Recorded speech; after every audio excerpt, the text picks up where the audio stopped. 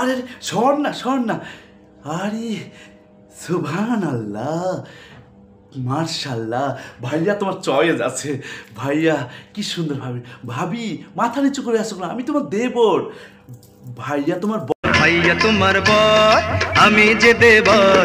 ভেবে দেখো ভাবি কার বেশি দাবি, ভেবে দেখো ভাবি কার বেশি দাবি। কারে তুমি করবে আপন, করবে কারে পর। ভাইয়া তোমার বর, আমি যে দেবর। আরে ভাবি তুমি এখানে এসে বসে আছো আর গোটা বাড়ি খুঁজে বেড়াচ্ছি আমি, ভাইয়া কই। আর সবাই কয় আমার শুভ সংবাদ, আমার লন্ডন যাওয়ার কাগজ, প্লেনের টিকিট সব ওকে হয়ে গেছে তোমার কারণের জন্য। তুমি যদি আমার পাশে না দাঁড়াতে ভাবি, কেন বলবো না, তুমি বলতে বাধা দিচ্ছ, সবাই শুনুক না কেন? সময় হলে সবাই শুনবে। আরে তোমার মতন ভাবি পাওয়া আমার ভাগ্যের বিষয়। আর আরেকটা জিনিস ভাবি, ভাইয়ার ব্যথাটা মাঝে মাঝে খুব বেশি হয়, একটু খেয়াল রাখবে। আর চিঠি দিও, চিঠিটা সবসময় দিবে। আর বেশি কঠিন কিছু হলে টেলিগ্রাফ করবে। আর আমি 10 বছর পরে এসে তোমার বিবাহবার্ষিকী আমি পালন করব লাল বেনারসিতে, ইয়া ভাইয়া তোমার বর করব, নাচবো। যাই হোক ভাবি, ভালো থেকো আর যোগাযোগ রেখো, মা বাবাদেরকে একটু দেখে রেখো ভাবি। মা, বাবা, ভাইজান, ভাবি কই তোমরা? দেখো আমি চলে এসেছি 10টা বছর পর। হঠাৎ করে তোমাদেরকে না বলে আমি সারপ্রাইজ দিতে এসেছি। কি যে ভালো লাগছে, আজকে সবার সঙ্গে দেখা হবে। ভাবি চলে আসো, সবাই চলে আসো। মা, ভাবি কই? ভাইজান কই? বাবা, তোমরা সব চুপ করে আছো কেন? মাথা নিচু করে আছো কেন? কি হয়েছে? ভাবিকে ডাকো। ভাবির কিছু হয়েছে? ভাইজানের কিছু হয়েছে? তোমরা আমাকে চিঠিতে জানাও না, টেলিগ্রাফে জানাও না। আজকে আমি ডাক্তার হয়েছি, ভাইজানের কোনো ব্যথা থাকবে না। ভাইজানের মাথার ব্যথা, বুকের ব্যথা, তোমাদের আর কোনো চিন্তা করতে হবে না। ভাবি কই? দেখো ভাবি আসো, এই যে দেখো দেখো, ভাবির জন্য লাল বেনারসি নিয়ে এসেছি। কি সুন্দর করে আজকে লাল বেনারসি পরে ভাবি পরে থাকবে। ভাবি তুমি না আসা পর্যন্ত কিন্তু আমি এই মুখ খুলবো না। তুমি সামনে আসবে, আমি দেখবো।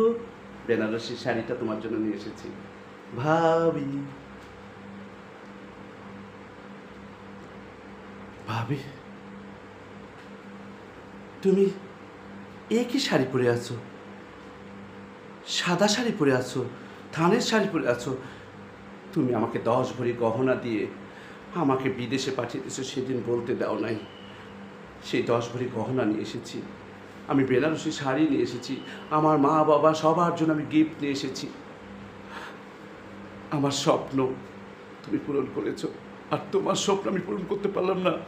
ভাইজান নেই, এটাই তো বুঝতে পারছি। তোমরা একটা চিঠি দিয়েও আমাকে জানাতে পারো নাই আমি তোমাদের বাড়ির কেউ না। ভাবি তুমি যাচ্ছ কোথায়? তুমি ব্যাগটা নিয়ে কোথায় যাচ্ছ? কি তুমি বিধবা বলে আমার মা, বোন, ভাইরা তোমাকে চলে যেতে বলেছে? আজকেই তুমি চলে যাচ্ছিলে? আল্লাহর কি পরিহাস, আল্লাহর কি! তুমি আমার জীবনে ফেরেশতার মতন আমার কাছে এসে দাঁড়িয়েছিলে। তুমি আমাকে পড়াশোনার খরচ, তোমার 10 ভরি গহনা আমার হাতে তুলে দিয়ে তুমি আমাকে ডাক্তার বানিয়েছো। তোমার ভরসা নেই আমার প্রতি?